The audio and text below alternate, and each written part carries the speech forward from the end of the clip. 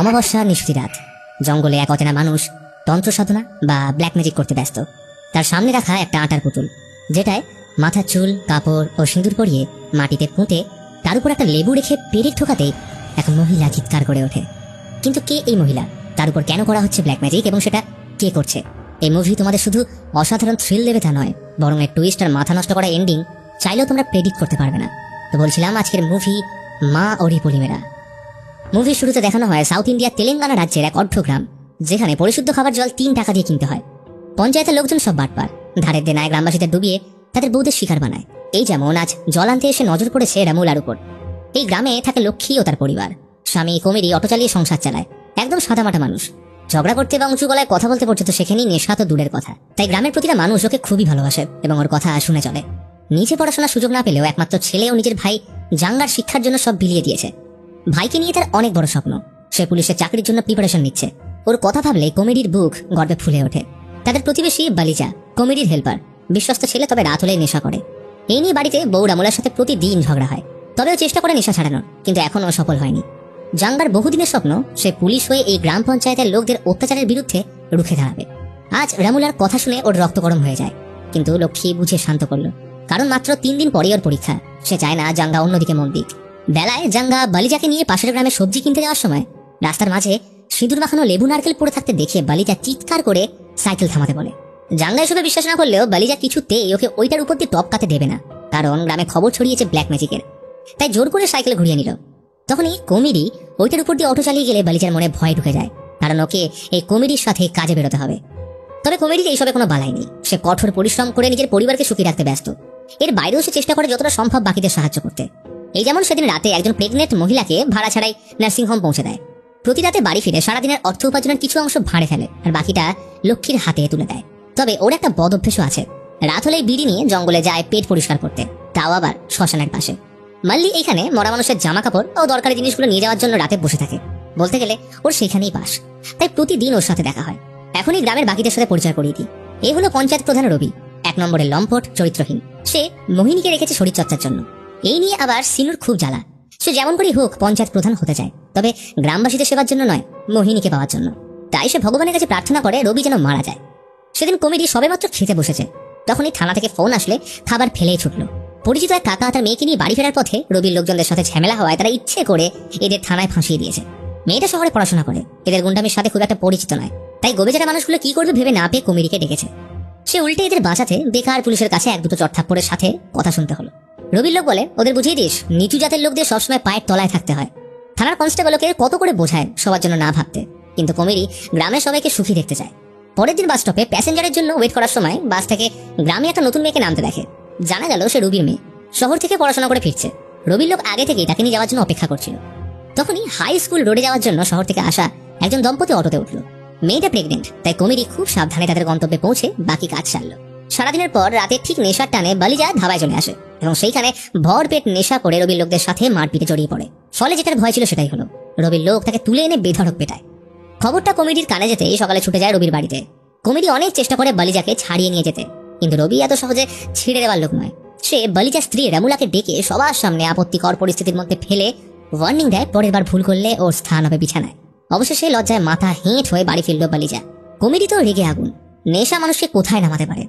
বালিজা নিজের ভুল বুঝতে পেরে রামুলাকে কথা দেয় আজকের পর সে কোনোদিনও নেশা ছুঁয়েও দেখবে না।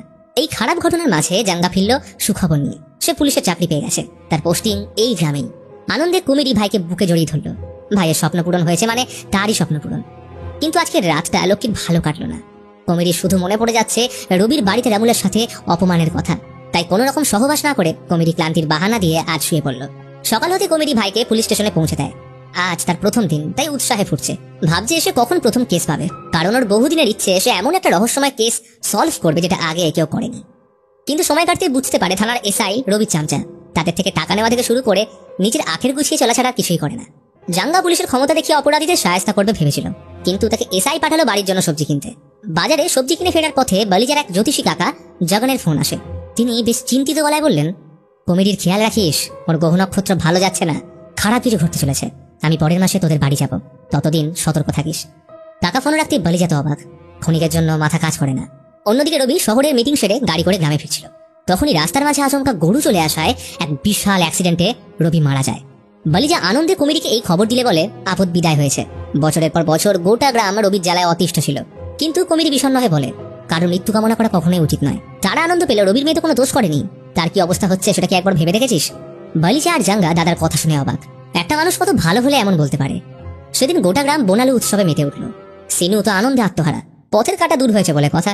তবে পরের দিন দুপুরে বালিজা তখন থানায় ঘুমে ঢুলছে। আচমকা লক্ষ্মীর ফোন পেয়ে দ্রুত বাড়ি ফিরল। কাল রাতে কুমিরি বাথরুম যাওয়ার পর থেকে নাকি এখনো ফেরেনি, ফোনটাও ঘরে ফেলে গেছে। এই কথা শুনে জাঙ্গা সাইকেল নিয়ে বেরিয়ে পড়লো দাদাকে খুঁজতে। মাথায় ঘুরছে জগন কাকার কথা। যাওয়ার পথে যাকেই জিজ্ঞেস করে কেউ কুমিরিকে দেখেনি। চিন্তায় মাথা ফেটে যাওয়ার জোগাড়। রাস্তায় বালিজার সাথে দেখা হলে ওকে নিয়ে তন্ন তন্ন করে খুঁজতে লাগলো, কিন্তু দাদার দেখা নেই। অবশেষে অনেক খোঁজাখুঁজির পর গ্রামের শেষ প্রান্তে তারা একটা জ্বলন্ত চিতা দেখে আতঙ্কে দাঁড়িয়ে পড়ে, কারণ সেইখানে পড়েছিল কুমিরির ত্রুটিসহ গামছা।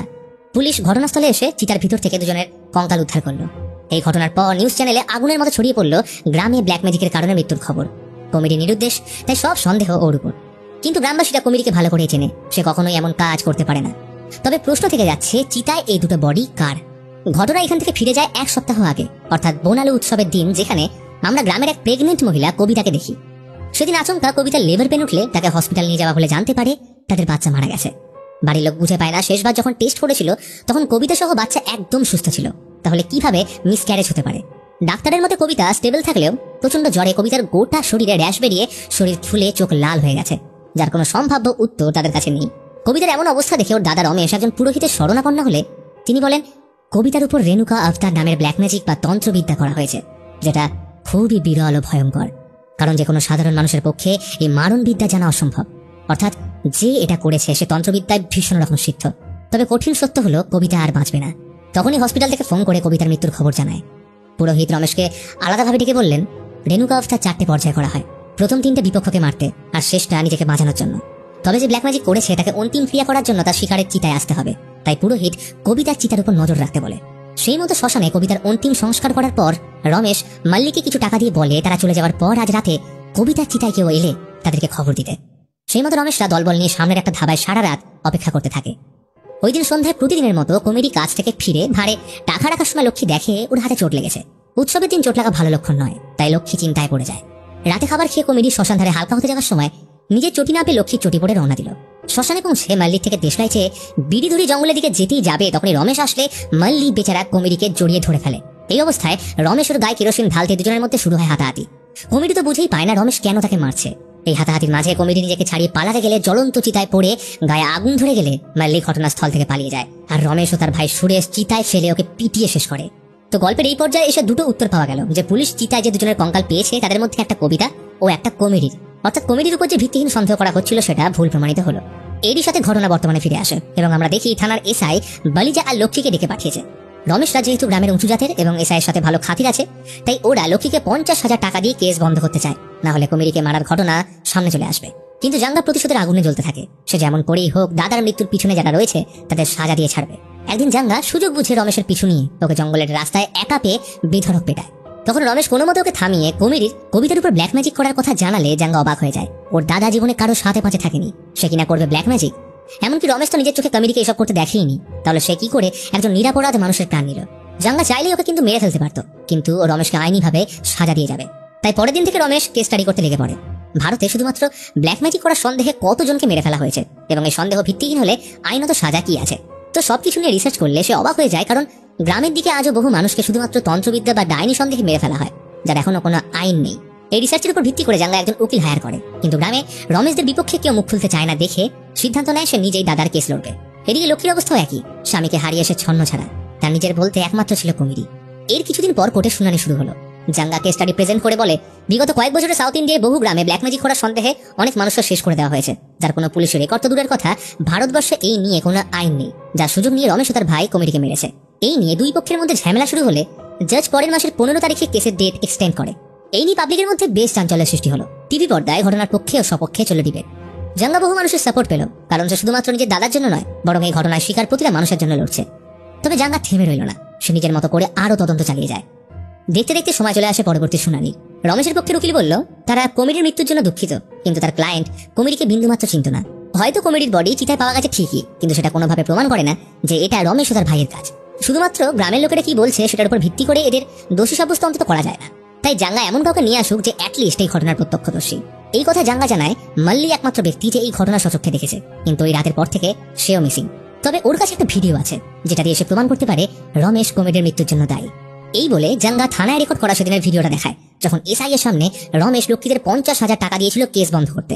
এই ভিডিও দেখার পর জজের কাছে সব পরিষ্কার হয়ে যায়। তাই অন্তিম রায়ের জন্য এই মাসের 21 তারিখে ডেট দিলে তখনই জাঙ্গার ফোনে একটা দরকারি কল আসায় ব্যস্ত হয়ে পড়ল। মিডিয়া জুড়ে এখন জাঙ্গার সুনাম। তবে জাঙ্গাকে থেমে থাকলে হবে না, সে তখনও দাদার মৃত্যুর আরো প্রমাণ জোগাড় করতে ব্যস্ত। দেখা করে বেশ কিছু মানুষ সহ কাকা জগনের সাথে। পুরো গ্রাম এখন কমেডির পক্ষে, তাদের একটাই ডিমান্ড রমেশের শাস্তি। তাই মানুষ দিন গুনছে 21 তারিখে। অবশেষে জাজ অন্তিম রায় শোনালো। 45 দিন আগে রমেশ ও তার ভাই সুরেশ মিলিতভাবে কমেডিকে প্রথমে মারধর করার পর প্রাণে শেষ করেছে। তাই তিনি এখন মামলার রায় শোনাতে প্রস্তুত। এমন সময় জাঙ্গা সবাইকে অবাক করে জজকে বলে সে মামলা উইথড্র করতে চায়। এই কথা শুনে উপস্থিত সবাই অবাক।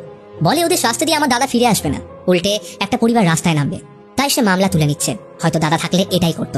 এখন তার একটাই দাবি, দেশে ব্ল্যাক ম্যাজিকের নামে যাদের মৃত্যু হচ্ছে তাদের কথা মাথায় রেখে নতুন আইন পাস হোক। সবাই জাঙ্গার এমন কাণ্ড দেখে রেগে আগুন। খবরে এই নিয়ে চর্চা তুঙ্গে, কারণ এতদিন সবকিছু কি তাহলে ফেম আর টাকার জন্য করা? ঘরে এসে জাঙ্গা চুপচাপ বসে থাকে, কারোর কথার উত্তর দেয় না। অবশেষে বালিজা সহ লক্ষ্মী ওর উপর চড়া হলে সে রিভিল করে একটা বড় রহস্য। জাঙ্গা ঠান্ডা গলায় বলল, তোমরা কি জানো এই পুরো প্ল্যান দাদার সাজানো? এরই সাথে ঘটনা ফিরে যায় মামলার শুনানির প্রথম দিন, যখন জাঙ্গা কমেডির ব্যাপারে তদন্ত করতে শুরু করে। লক্ষ্মী জাঙ্গাকে বলেছিল কমেডি বোনালু উৎসবের দিন বাড়ি ফেরার পর ওর ডান হাতে রক্ত লেগেছিল।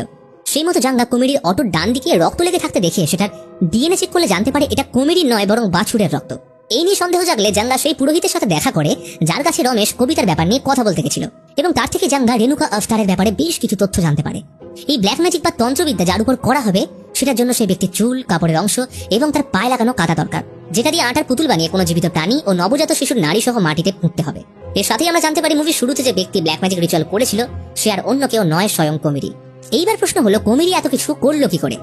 আসলে কমেডি যেদিন রাতে প্রেগনেন্ট মহিলাকে নার্সিং হোমে ছাড়তে যায় সেখান থেকে সে জোগাড় করেছিল নবজাত নারী।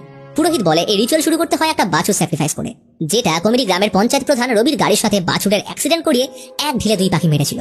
রেণুকা আফতার এতটাই বিপজ্জনক যে এই ব্ল্যাক ম্যাজিক যে করছে তাকেও শেষ করে দিতে পারে। তাই নিজেকে বাঁচানোর জন্য ব্ল্যাক ম্যাজিক যে করেছে তাকে শিকারের চিতায় গিয়ে অন্তিম ক্রিয়া করতে হয়। তবে এর জন্য কিছু নিয়ম আছে। চিতায় অন্যের জুতো পরে নগ্ন অবস্থায় গিয়ে রেণুকা আফতার ক্রিয়া সমাপ্তি করতে হবে। এই কারণেই সেদিন রাতে কমেডি কবিতার চিতায় যাওয়ার আগে লক্ষ্মীর চটি পড়ে গেছিল। এইবার জাঙ্গা এই রিচুয়াল করার সময় কোনো নিয়ম পালন করতে হয় কিনা জানতে চাইলে পুরোহিত বলে প্রতি বৃহস্পতিবার কলসি দিয়ে 108 বার মাথায় জল ঢেলে স্নান করতে হবে। বাড়ির সদর দরজায় লেবু ঝুলিয়ে তার রং পরিবর্তন খেয়াল রাখতে হয়, কারণ সেটা অশনি সংকেতের খবর দেয়। এছাড়াও রিচুয়ালের সময়কালীন খাটে শোয়া মানা এবং কোনো রকম শারীরিক মিলন করা যাবে না। যে কারণে বালিজাকে রবির বাড়ি থেকে ফিরিয়ে আনার দিন কমেডি লক্ষ্মীর সাথে রাতে ক্লান্তির বাহানা দিয়ে সহবাস করেনি। এইবার গল্পের এই পর্যায়ে এসে যদি তোমরা ভাবো গল্পের সব টুইস্ট রিভিল হয়ে গেছে, তাহলে সেটা ভুল, কারণ অপেক্ষা করো, গল্পে আরো কিছু হতে চলেছে। এরই সাথে ঘটনা আরেকবার ফিরে যায় বোনালু উৎসবের রাতে। কমেডি নিজের চটি লুকিয়ে লক্ষ্মীর চটি পরে অটোতে রাখা একটা বস্তা নিয়ে চলে যায় শ্মশানের দিকে। এরপর মাল্লিকে টাকা দিয়ে বলে একটা ছোট্ট সাহায্য করবি, আগামী 1.5 ঘন্টা এদিকে যাতে কেউ না আসে খেয়াল রাখ। এরপর কমেডি নগ্ন হয়ে বসে যায় রেণুকা আফতারের তন্ত্রবিদ্যার অন্তিম ক্রিয়া করতে। তার এমন রূপ দেখে মাল্লি ভয় শিউরে ওঠে, এমন ভাবে সে কমেডিকে কখনো দেখেনি। এদিকে তার আসার কিছুক্ষণ আগে রমেশ মাল্লিকে কবিতার চিতায় নজর রাখতে বলে গেছে। তাই ও কমেডির ব্ল্যাক ম্যাজিক করার ভিডিও করতে থাকলে আচমকা নোটিফিকেশন আসলে কমেডি সতর্ক হয়ে যায়, কিন্তু ও রিচুয়াল থামায় না। আর এই সুযোগে মাল্লি রমেশকে মেসেজ করে শ্মশানে আসতে বলে। ততক্ষণে কমেডি সব কমপ্লিট করে মাল্লিকে ডাকলে ভয় ও ফোনটা ফেলে দেয়। এদিকে নেশায় চুর হয়ে থাকা রমেশ বিপদের আন্দাজ করতে পেরে শ্মশানের দিকে রওনা দেয়। আর এই সবকিছু থেকে অজানা কমেডি শান্তি মনে বিড়ি ধরানোর জন্য দেশলাই চাইলে রমেশ ঘটনাস্থলে চলে আসে এবং মাল্লি ওকে পিছন থেকে চেপে ধরে। রমেশ ওকে কেরোসিন ঢেলে পোড়াতে গেলে দুজনের মধ্যে শুরু হয় হাতাহাতি, এবং এরপর কি হয়েছে সেইটা তো সবারই জানা। এতক্ষণে জাঙ্গা পুরো ঘটনা বলা সত্ত্বেও বালিজা আর লক্ষ্যে বিশ্বাস করতে না চাইলে তখন জাঙ্গা বলে দাদার মৃত্যুর তদন্ত করতে নেমে মাল্লির কুঁড়ে ঘর থেকে ওর ফোনটা সে উদ্ধার করে। তবে ফোনটা খারাপ ছিল, তাই রিপেয়ারিং শপে দেয়। তখনও জাঙ্গার কমেডির উপর কোনো সন্দেহ ছিল না, কিন্তু মামলা শুনানির দ্বিতীয় দিনে কোর্টে রিপেয়ার শপ থেকে কল করে জানায় ফোন ঠিক হয়ে গেছে। তখনই সে দাদার এই ঘটনার সত্যতা জানতে পারে, যার প্রমাণ এখন বাকি দুজন দেখছে। তবে রহস্য এখানে শেষ হয়ে যায় না, কারণ প্রশ্ন ওঠে কমেডি এসব কোথায় শিখলো এবং কবিতার সাথে তার কিসের সম্পর্ক। তখন জাঙ্গা 15 বছর আগের একটা গল্প শোনায়। কমেডি ছোটবেলায় ওদের সাথে থাকতো না, সে কাকা জাগানের কাছে মানুষ হয়েছে। জাগান একজন জ্যোতিষীর পাশাপাশি তন্ত্রবিদ্যায় সিদ্ধহস্ত। গ্রামে কিছু লোক ওনার এই ক্ষমতার কথা জানতো। কমেডি তখন স্কুলে, সেইখানেই আলাপ ক্লাসের বন্ধু কবিতার সাথে। প্রথম দেখাতেই ভালো লাগা সেটা পরিণত হয় ভালোবাসায়। কিন্তু কবিতার বাড়ির লোক তার এই সম্পর্কের কথা জানতে পারলে প্রথমে দুজনকে আলাদা করে, তারপর কমেডিকে স্কুল থেকে তাড়িয়ে দেয়। যার কারণ একটাই, কমেডির নিচু জাত। সে ভেবেছিল শত ঝামেলার পরেও কবিতা ওর পাশে দাঁড়াবে, কিন্তু নতুন বন্ধু পাতিয়ে কমিটিকে ভোলাতে কবিতার 1 মাসও সময় লাগেনি।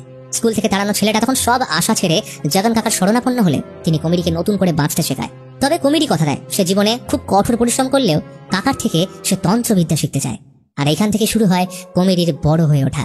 সেদিন বোনালু উৎসবের 1 সপ্তাহ আগে বাস স্টপে শহর থেকে এক দম্পতি এসে কমিটির অটোতে উঠেছিল। এইবার কাকতালীয়ভাবে ওই দম্পতি ছিল রমেশের বোন কবিতা ও তার স্বামী। সেদিন অটো থেকে নামার সময় কবিতার শাড়ির কিছুটা অংশ অটোয় আটকে ছিঁড়ে যায়, ফলে বেকায়দায় পা কাদায় পড়লে পায়ের কাঁধা অটোয় পরিষ্কার করে সে চলে যায়। আর এইখানেই কমিটি রেণুকা আফতার তন্ত্রের জন্য কবিতার শাড়ির ছেঁড়া অংশ ও তার পায়ে লাগা কাদা সংগ্রহ করে রাখে। এরপর থেকে সে প্রতিদিন কবিতার উপর নজর রাখতে শুরু করে। অপেক্ষা ছিল শুধু সঠিক সময়ের। তাই প্রতিহিংসার আগুনে জর্জরিত কমিটি ব্ল্যাক ম্যাজিক করে কবিতার প্রাণ নেয় এবং এই সূত্রে প্রথম শিকার হয় গ্রামের পঞ্চায়েত প্রধান রবি। শুধু তাই নয়, মুভির শুরুতে দেখানো পঞ্চায়েত প্রধানের সেই লোকটা যে লক্ষ্মী ও রমুলার দিকে খারাপ নজরে দেখেছিল, কমিটি তাকেও শেষ করেছে। এতক্ষণে পুরো ঘটনা জানার পর লক্ষ্মী কান্নায় ভেঙে পড়ে। এত বছর সংসার করার পরেও সে তার কমিটিকে চিনতে পারল না। তো বালিজার বাকি গ্রামের লোক চিনবে কি করে? জাঙ্গা বলে কেস ফাইল করার আগে সে এত কিছু জানতোই না, কিন্তু নিজে তদন্ত শুরু করলে একে একে সব রহস্যের জট কাটানোর পর সে কোর্ট থেকে মামলা ইচ্ছে করেই তুলে নেয়। কারণ হতে পারে বাকিদের চোখে দাদা নির্দোষ, কিন্তু তার চোখে দাদা একজন খুনি। তাই সে নিজে দাদাকে উপযুক্ত শাস্তি দেবে। এইটা শুনে বালিজা অবাক হয়ে বলে, মানছি কমিটি ভুল করেছে, কিন্তু তুই একজন মৃত মানুষকে কি করে শাস্তি দিবি? তখন জাঙ্গা ঠান্ডা গলায় বলল, দাদা এখনো বেঁচে আছে। এবং এরই সাথে রিভিল হয় মুভির সব থেকে বড় টুইস্ট। আসলে সেদিন হাতাহাতির মাঝে কমিটি রমেশের হাত থেকে নিজেকে ছাড়িয়ে পালাতে গেলে মাল্লিকে ধরতে আসায় কমিটি তাকে জ্বলন্ত চিতায় ফেলে ঘটনাস্থল থেকে পালিয়ে যায়, যেটা নেশায় থাকা রমেশ খেয়াল করতে পারে না। ওর শরীরে কেরোসিন লেগে থাকায় মাল্লি ক্ষণিকের মধ্যে পুড়ে গেলে ওই অবস্থায় রমেশ আর সুরেশ মিলে মাল্লিকে কমিটি ভেবে পিটিয়ে মেরে ফেলে। জাঙ্গা ঘটনা তদন্ত করতে কবিতার চিতায় গেলে একটা দাঁত খুঁজে পায়। ভেবেছিল এটা কমিটির, কিন্তু ডিএনএ টেস্ট করলে জানতে পারে এটা কমিটির নয়, বরং সেটা মিলে যায় মাল্লির ছেলের ডিএনএর সাথে। তখনই জাঙ্গা বুঝতে পারে কমিটি সেদিন মারা যায়নি। জাঙ্গা লক্ষ্মীকে বলে, দাদা বেঁচে আছে বলে তুমি মনে কোনো আশা রেখো না, কারণ ও যেখানেই থাকুক আমি ওকে খুঁজে বের করে আইনত শাস্তি দেব। তাই ভেবে না দাদা মারা গেছে, কারণ আইনের চোখে সবাই সমান, এমনকি আমার দাদা। এই বলে জাঙ্গা বৃষ্টির রাতে কমিটিকে খুঁজতে বেরিয়ে যায়। এর কয়েক মাস পর আমাদের কেরালার একটা গ্রাম দেখানো হয়, যেখানে একটা ছোট্ট হোটেলে কমিটি বহাল তবিয়তে নতুন জীবন কাটাচ্ছে। তবে টুইস্ট এখনো শেষ হয়নি, কারণ সেখানে কমিটি একা নয়, বরং সাথে রয়েছে কবিতা। এবং এরই সাথে শেষ হয় আজকের মুভি মা ওরি পলিমেরা। তো ভিডিওটা কেমন লাগলো অবশ্যই কমেন্ট করে জানাও। ভালো লাগলে একটা লাইক করে দিও, আর আমার সাথে কথা বলতে হলে চলে আসো আমার ইনস্টা ও ফেসবুকে, লিংক ডেসক্রিপশনে রইল।